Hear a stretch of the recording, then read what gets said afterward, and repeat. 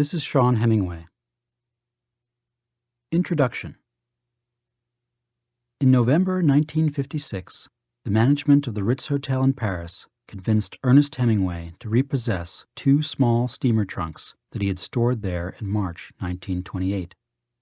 The trunks contained forgotten remnants from his first years in Paris, pages of typed fiction, notebooks of material relating to The Sun Also Rises, books, newspaper clippings, and old clothes.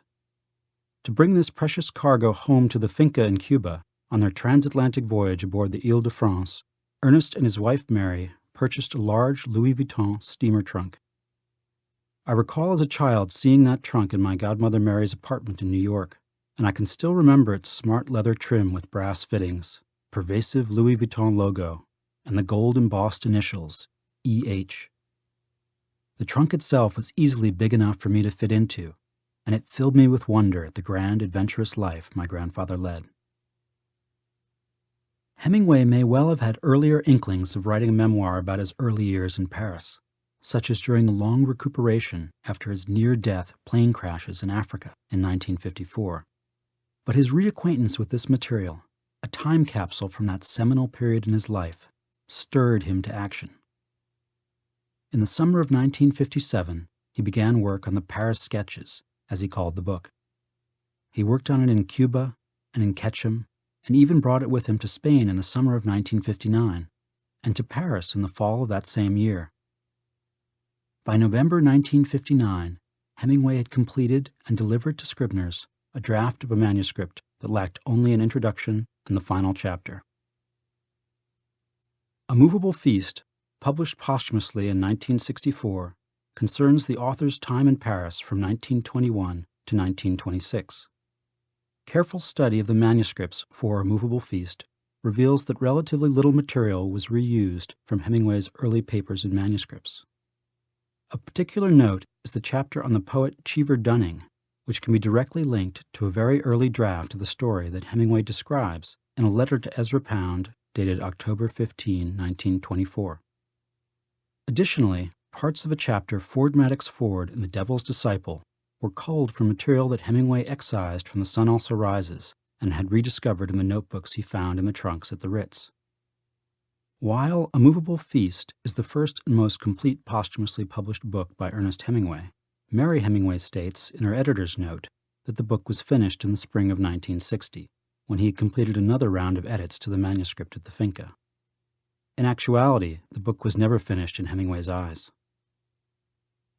This new special edition of A Moveable Feast celebrates my grandfather's classic memoir of his early days in Paris, 50 years after he completed the first draft of the book.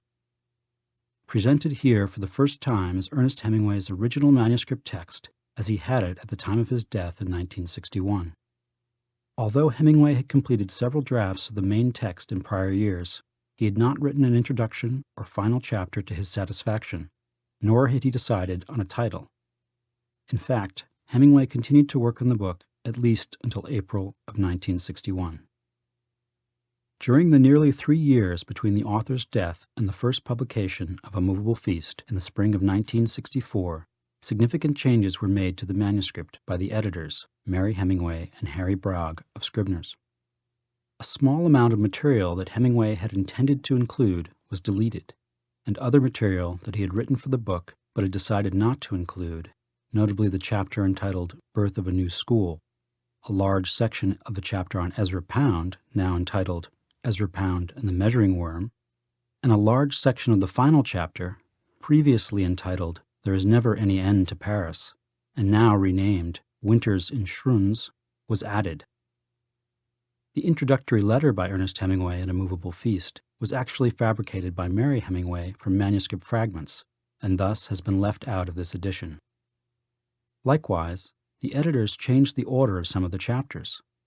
Chapter 7 became Chapter 3, and Chapter 16 on Schruns was made into the last chapter, with additional material added from a chapter in which Hemingway wrote about his breakup with Hadley and a new marriage to Pauline Pfeiffer, a text published in its entirety here for the first time as The Pilot Fish and the Rich. Hemingway had decided against including this material in the book because he thought of his relationship with Pauline as a beginning, not an ending.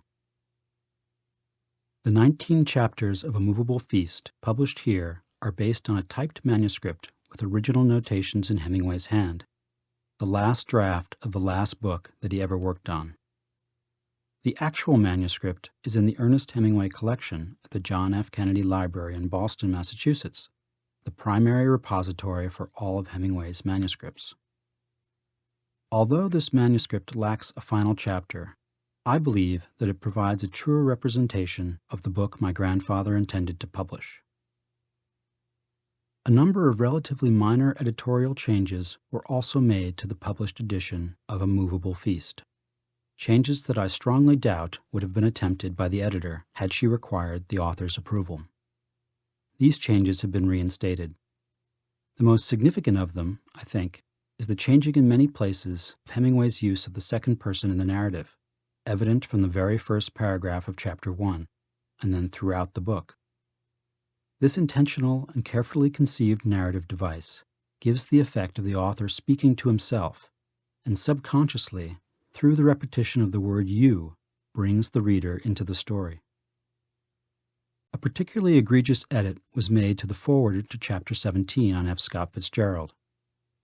Hemingway's final text reads, "His talent was as natural as the pattern that was made by the dust on a butterfly's wings. At one time he understood it no more than the butterfly did, and he did not know when it was brushed or marred. Later he became conscious of his damaged wings and of their construction, and he learned to think. He was flying again, and I was lucky to meet him just after a good time in his writing, if not a good one in his life." But in the posthumous edition, it reads, "His talent was as natural as the pattern that was made by the dust on a butterfly's wings. At one time he understood it no more than the butterfly did, and he did not know when it was brushed or marred. Later he became conscious of his damaged wings and of their construction, and he learned to think, and could not fly any more because the love of flight was gone, and he could only remember when it had been effortless."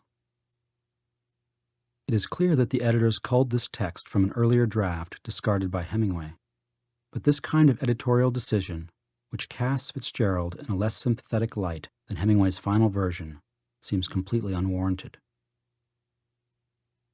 Hemingway had only provided titles for 3 chapters of his original manuscript: Ford Madox Ford and the Devil's Disciple, Birth of a New School, and The Man Who Was Marked for Death.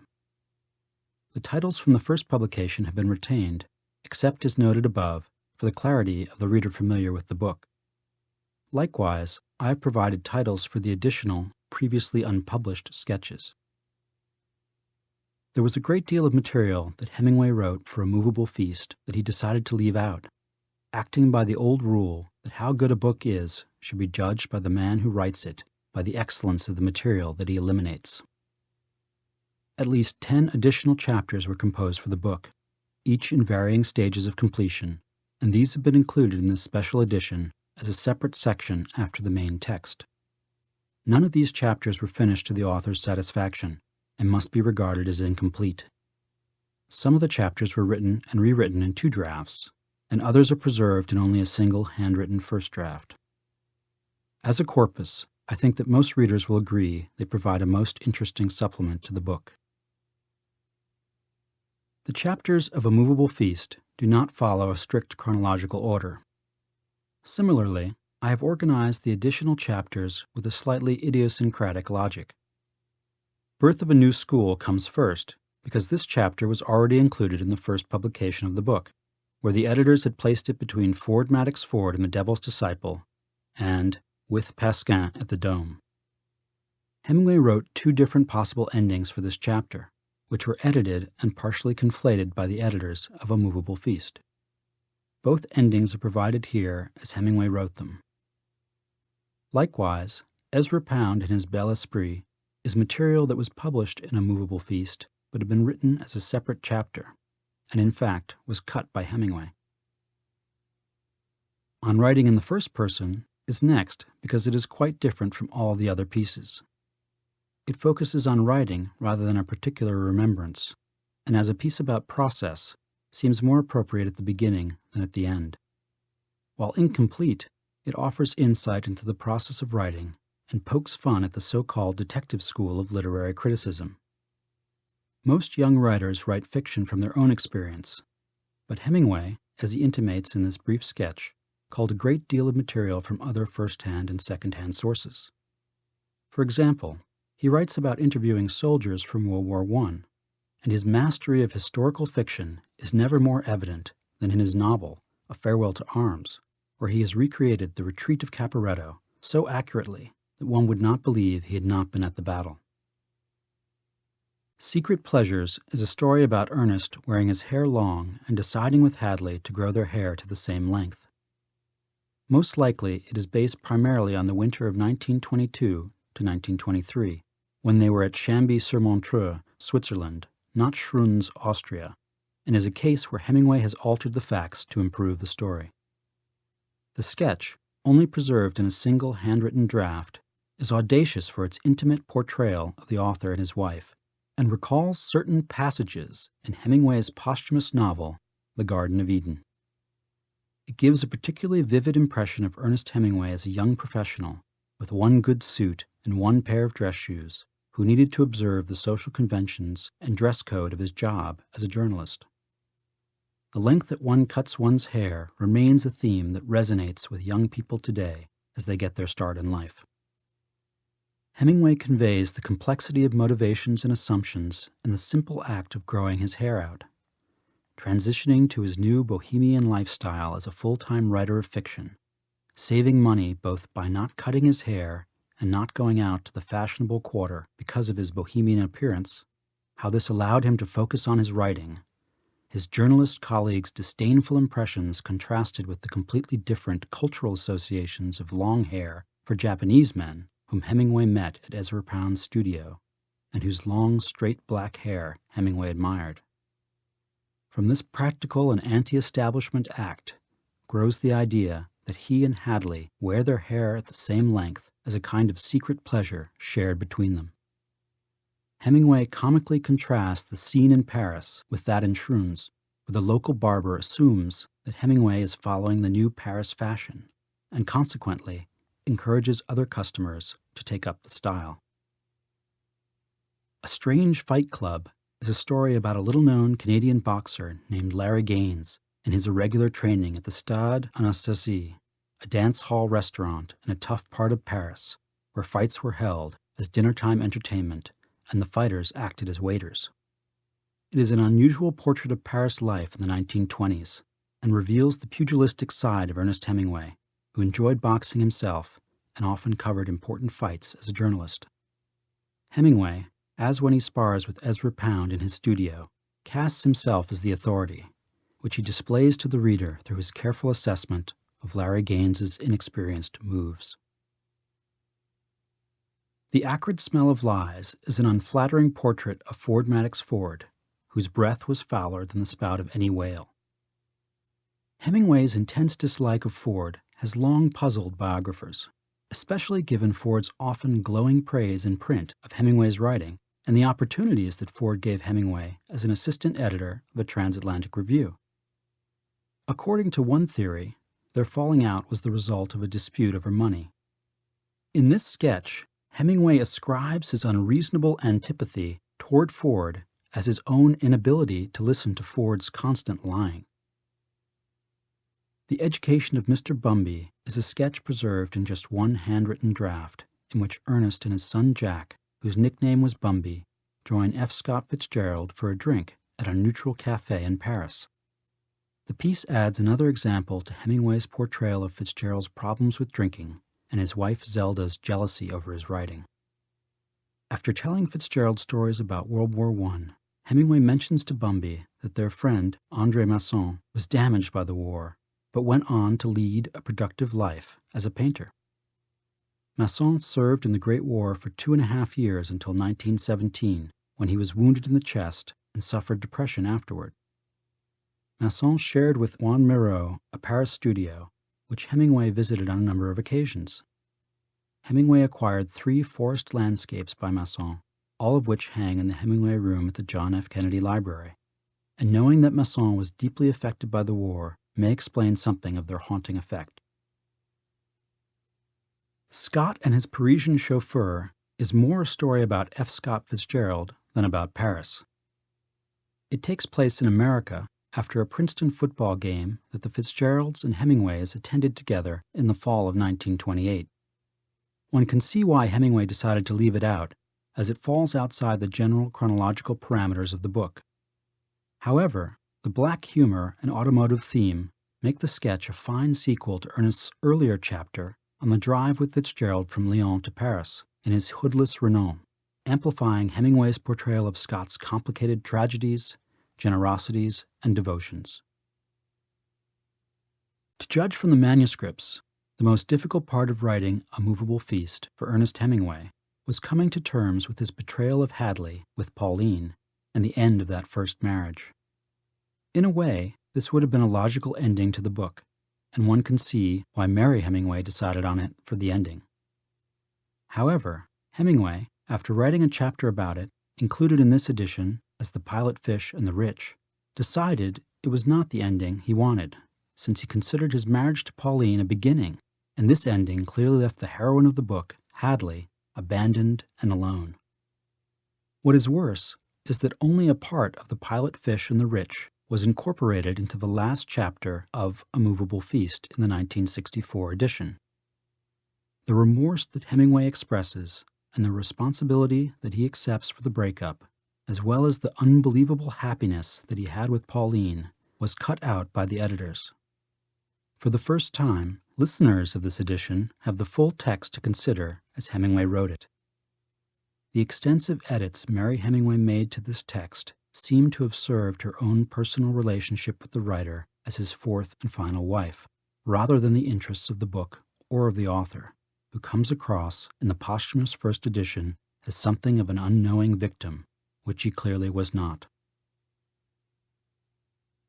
Nada e pues nada was written by Ernest Hemingway over 3 days, from April 1st to 3rd, 1961, as a possible final chapter for the book. It is the last demonstrable, sustained piece of writing that Hemingway did for the book and is only preserved in a single handwritten manuscript. It is as much a reflection on the author's state of mind at that time, only 3 weeks before he attempted suicide, as it is a contribution to the book. His commitment to his work, despite his failing health, is remarkable, especially amid the paranoia and severe state of depression that he was facing. Writing as he had done before in better times, that he was born to write, and had done and would do again, must have been difficult, knowing that his writing was not going well and had not been for some time. In the final sentence, he writes that his memory has been tampered with, likely a reference to his recent visit to the Mayo Clinic for shock therapy treatment, and that his heart no longer exists.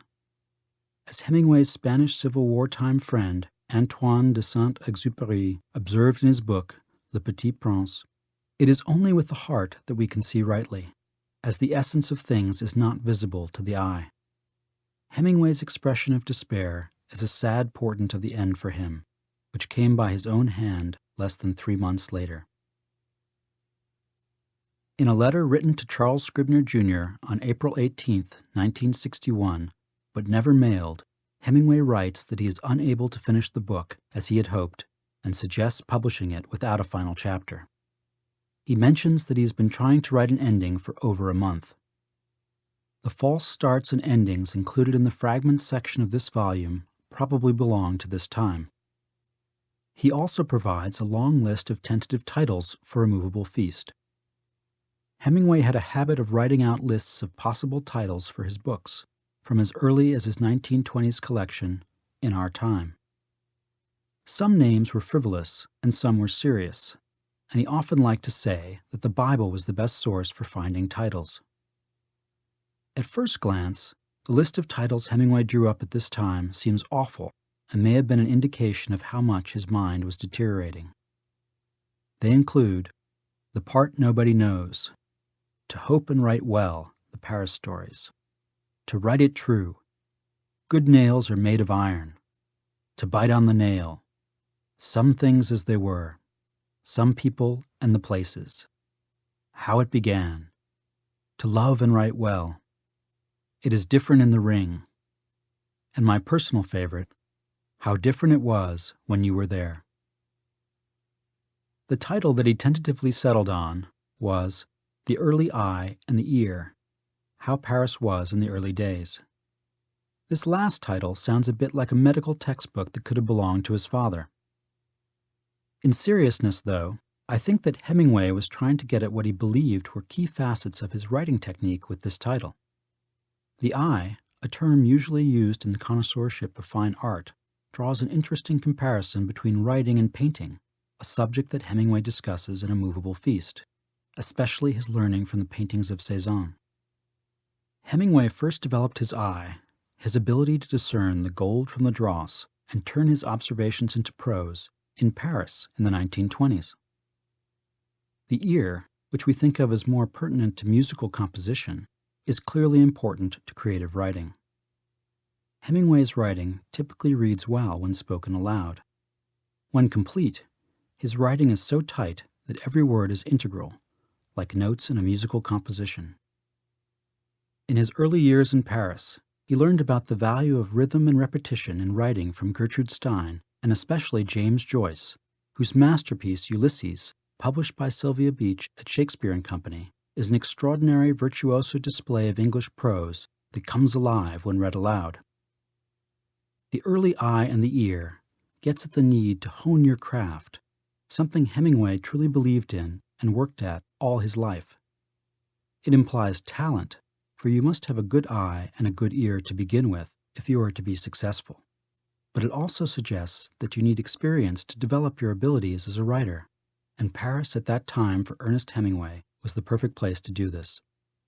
Indeed, many of the handwritten first draft manuscripts of A Moveable Feast are extremely clean and serve as remarkable and poignant testimonies to Hemingway's talent, even in his final years. The deathless prose appears on the page, fully formed like the goddess Athena born from the head of Zeus. The final title of the book, A Moveable Feast, was chosen by Mary Hemingway after the author's death. It does not appear anywhere in the manuscript, but was suggested to her by A.E. Hotchner, who recalls Ernest mentioning the phrase to him at the Ritz Bar in Paris in 1950. The choice of spelling follows Hemingway's idiosyncratic preference to retain the E in words ending in ing and formed from verbs that end in E. It adds the imprint of the author, and the EA in movable also makes a pleasant visual repetition with the EA in feast. In his foreword, Patrick Hemingway sheds light on the historical use of the term by my grandfather in his writing and at home. Whether you are reading it for the first time or coming back to it like visiting with an old friend, A Moveable Feast retains a freshness that is remarkable. Recently, I was in Paris to bring a marble portrait bust of the Greek historian Herodotus from the Metropolitan Museum of Art to the Louvre for an exhibition on Babylon from the 3rd millennium BC to the time of Alexander the Great and on into myth, when that great city became a place of legend and a biblical symbol of decadence. I was reminded of F. Scott Fitzgerald's fine short story, Babylon Revisited, where he describes Paris as a place of excess, endless parties, and lurid decadence at the time that Hemingway first knew him in the mid-1920s, and how different Paris was for Fitzgerald at the end of the decade, during the Great Depression, when his own career was on a downward turn. There were not many Americans in Paris during my recent visit, with the weak dollar and current economic difficulties at home. While for Hemingway in the 1920s, exchange was a beautiful thing, the pendulum has swung, and American expatriate life in Paris is no longer cheap. Paris was for me, and my grandfather rightly states each person's experience is different, an inspiring and vital place of beauty and light and history and art. For my grandfather, who was just starting out in those early years, Paris was simply the best place to work in the world, and it remained for him the city that he loved most. While you will not find goat herds piping their flocks through the streets of Paris anymore, if you visit the places on the left bank that Ernest Hemingway wrote about, or the Ritz Bar, or Luxembourg Gardens, as I did with my wife recently, you can get a sense of how it must have been. You do not have to go to Paris to do this, though. Simply listen to A Moveable Feast, and it will take you there.